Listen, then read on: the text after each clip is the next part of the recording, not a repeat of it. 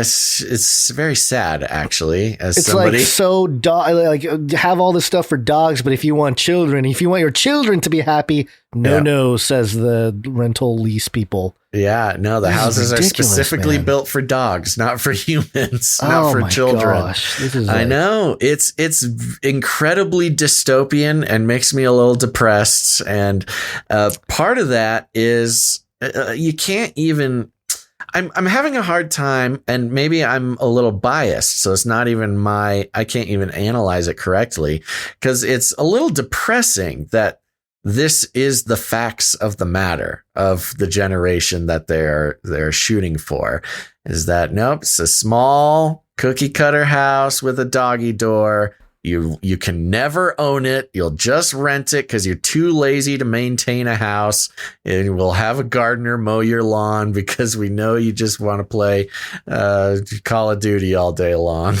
And we'll pay you, or no, you pay us above market rental prices, and you'll just do that for your entire life.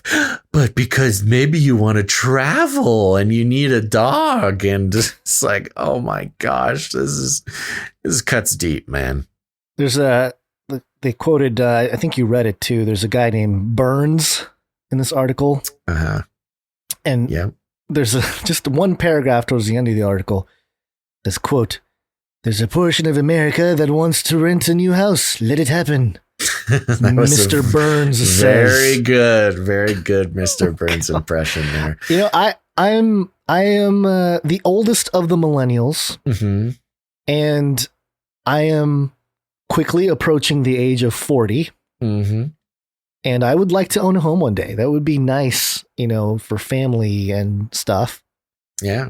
And I would like to stay in the location where I was born and where all my family is at to do so. But it is looking increasingly difficult to increasingly impossible unless those crypto gains, unless we have a massive my crypto gains have been okay. Still not even close to being able to purchase a house. Sure. Yeah. Which is like, man. It's a trap, man. Fact of the matter is, it's a trap. There's a trap being laid right in front of us, and there's nothing we can do about it. The one thing just that gives a little bit of hope is that these suburbs and this trap is being laid around major metropolitan areas. And you just got to let go of the big city living idea. You just got to go further out and, don't be wooed by the flashy lights of the city. There's a wonderful life for us out away from all of the hubbub gons. I know that's difficult to come to terms with, but that's going to be our only chance. And it's exactly what they want. It's the plan. That is the Agenda 2030. Someone is saying I'm a Generation Y. What's the difference between a millennial and Generation Y? There's a very slim... Generation Y was a very, very slim, unnoticed generation. I don't even know if it's official, but we've run the numbers. You are officially an elder millennial. That's what I thought. But if they change the numbers around, I guess it's possible that I fall into a different category. No. We've spent too much time looking into your star chart of millennialhood. I know, to keep me in touch. I'm losing touch quickly. I forget what it was. Generation Y is like a super, super early 80s, very slim margin before millennials. Okay. All right. Well, whatever. Does it really matter? No, it doesn't. Nothing matters. Just live in your shoebox and get a dog, millennial. I listened to a funny joke. I heard a funny joke the other day of this. I can't remember who the comic was, but he was talking about how when he does, he tries to calm himself down with like big tests or big important things that go on, and he tries to tell himself, this isn't that important. Like this test in the grand scheme of life, this isn't that important. But he was talking about how he quickly slides from that to nothing is important. And then he just falls into this like deep depression. Yeah. Which is I will say that was like a comical yet true theme. Super true, yeah. About the millennial generation and sort of a nihilism instilled into the worldview. Yeah. Mainly stemming from the combination, the 1-2 punch of 9/11, then the war on terror, and then the 2008 crash. I mean, notoriously, they've done pretty legit studies on just the effect that had on millennials and the sort of existential nihilism that is very common. However, you look at Gen Z, they have like a much worse version of that. Those kids don't care about nothing. I'm almost impressed at how nihilistic Gen Z is. And as a millennial, that says a lot. There's not much room left on the scale of nihilism. There's not much room left to go. I guess we're entering the transhuman hybrid age now, because there's literally nowhere else to go. It's like, life doesn't matter anymore. I would become a centaur. Like we have hit rock bottom of how little a human being can care about anything with the Gen Zs that I actually hung out a little bit with a Gen Z over the weekend and confirmed everything that it was an opportunity for me to compare my sort of academic knowledge of the Gen Z culture with a real life specimen. And I'm just telling you, folks, look, if you're looking for an accurate representation of Gen Z, I feel like I've got the data. And now with a little bit of firsthand experience, all of my fears have been confirmed. But there you go. Love them. Gotta love them. The children are our future, folks. Yeah, I got a little clip of some hybrid gods that came from Gen Zs talking about the destruction of this world. From the ashes of their world, we'll build a better one. Yeah. There you go. That's what they all say. That's what the Agenda 2030 Great Reset Build Back Better is all about. I know. Burn it down. Burn it all down. Build it all back up. It's all coming together. We have a little Trump story here, analysis from NPR. We will launch a new age. And this, again, NPR.org headline, Trump returns to campaign trail with election lies and dark warnings. Ooh, dark warnings from Trump. A day after being suspended from Facebook for a total of 2 years, former President Donald Trump returned to the political arena Saturday night, furthering election lies and returning to a cynical and dark view of America. Quote, the 2020 presidential election... Oh, please. It's NPR, come on. Oh, my gosh. Quote, the 2020 presidential election, that election, the 2020 presidential election. You know the one we're talking about.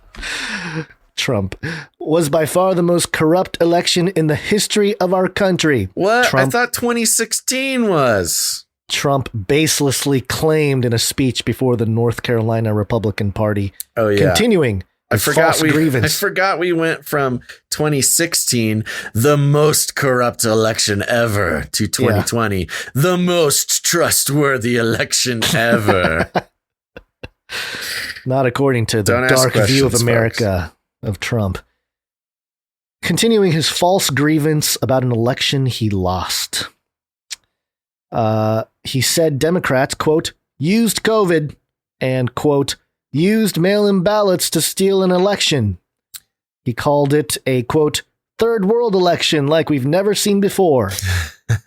He derided it as the, quote, crime of the century, and claimed that the, quote, country is being destroyed perhaps by people who have no right to destroy it, end quote. Oh, that's like a really highly edited. Perhaps don't have the right to destroy the country. Who does have the right to destroy the country? I don't know, but like phrases like used COVID, you can take that out of context very easily. You know what? I don't think they took it out of context, though. I don't think they did either. But this could definitely be a direct quote, but who knows? And then, as he continued to try to undermine the democratic process with lies about an election that his former top cybersecurity official called the most secure in history, he did what he often does with a vulnerability. He tried to flip and embrace it. Quote, "I'm not the one trying to undermine democracy," Trump said. "I'm the one who's trying to save it. Remember that," end quote. That received his biggest applause of the night. If there's one thing Trump has never been able to deal with is losing. He has been able to spin his way out of bringing companies into bankruptcies and bad tabloid headlines about failed marriages, and these continued lies about the election are what he sees as his off-ramp. Get ready to hear more about it. This speech kicks off what's likely to be a spree of summer campaigning. It was Trump's first public address since his speaking at the Conservative Political Action Conference in February. Relitigating the election with baseless allegations comes as no surprise. It's been a focus of Trump's since leaving office. That was evident in an NPR analysis of nearly 2 months of his statements. Ooh, an NPR analysis. Mm. Trump also reverted to a dark vision of America and democratic rule. Quote, "As we gather tonight, our country is being destroyed before our very own eyes," the former president said in a speech before the North Carolina Republican Party convention. Quote, "Crime is exploding. Police departments are being ripped apart and defunded. Can you believe that?" Trump warned, those are true things, aren't they? Crime is going up and police departments are being ripped apart. Yep. So, okay. Trump warned of, quote, "vicious and, quote, violent people who, quote, hate our country, and that, quote, drugs are, quote, pouring in." If that, They separated out all those quotes. if that sounds familiar, Oh that's what my I'm saying, man. It's gosh. like, okay, if that sounds familiar, it's because it hits many of the touchstones of Trump's culture war, grievance-based politics, the kind that he used dating back to first campaign announcement off in 2015. I like how that's supposed to sound threatening. Like, all they're saying is Trump is still Trump. You know what this is? This is somebody who is excited to be writing anti-Trump material. They again. love it. They love This it is like- so much. They're just seeing dollar signs. Yeah, it's like a caged animal who hasn't been fed in a while, and then you throw them some meat, and they just Yeah. rip it apart. Mm-hmm. In an orchestrated move, Trump also endorsed Rep. Ted Budd for the open U.S. Senate seat in North Carolina, and he did so after former Rep. Mark Walker won a straw poll by a substantial margin of the crowd in attendance for who they wanted to run in the race.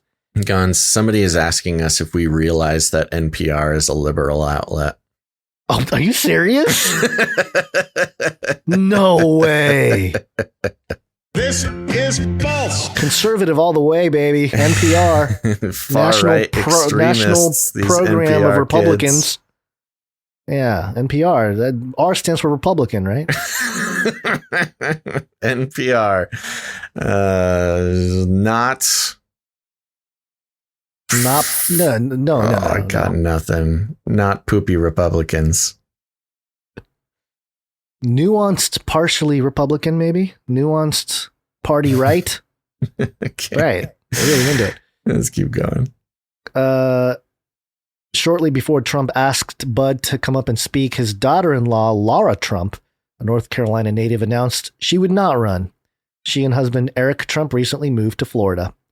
Quote, "We're going to take back our country, and we're going to take it back at a level that is very, very good for our country," Trump said. "And it's good for our citizens because we can't allow bad things to happen to our country." He added that, quote, "Bad things are happening, perhaps like never before." Before his speech, Trump boasted that the room would be, quote, "packed, all records broken." In that same emailed statement, he also furthered falsehoods about voting in the 2020 election that he lost. And in response to Facebook's announcement that he is banned until at least January 2023, he continued the lie that the election was, quote, "rigged." Trump's account was suspended and continues to be, Facebook said, because of the way he used the platform leading up to and during the violence at the Capitol on January 6th. Trump called the ruling, quote, "an insult to the people who voted for him." Hitting the road, Trump's choice of venue to kick off his campaigning is something of a soft launch. Doing it this way doesn't have the pressure of creating a scene and crowd that a traditional rally